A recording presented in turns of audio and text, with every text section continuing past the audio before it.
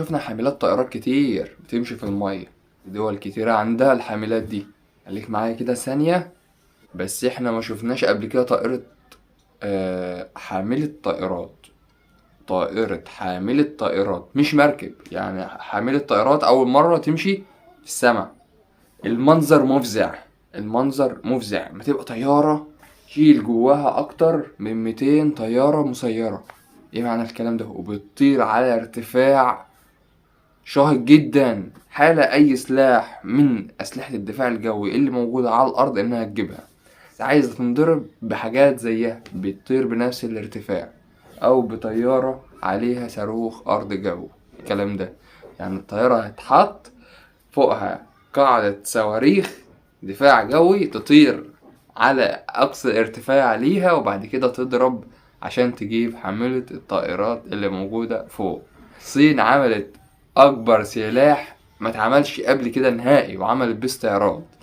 الطيارة شكلها كبير جدا قد حاملة الطائرات اللي بتبقى موجودة في البحر، بس طايرة فوق. شكلها ممرات وجناح كبير، وجوه بطنها الطيارات بتطلع. يعني عملوا استعراض للطيارات وهي بتطلع كده بتطير كده.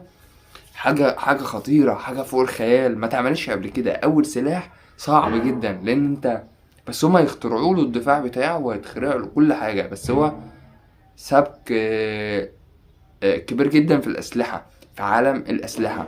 يعني السلاح ده خطير.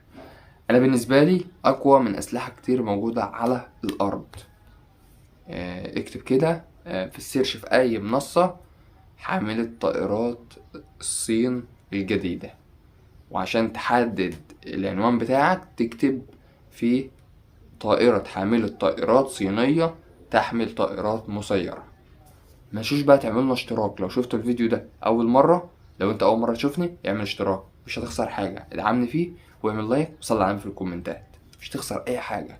الفيديو ده وصلك متقفوش عندك، اعمل اشتراك ولايك وكومنت عشان يوصل لغيرك، وعشان صفحتي تطلع أكتر وأكتر. نساعد بعض. والسلام عليكم ورحمة الله وبركاته.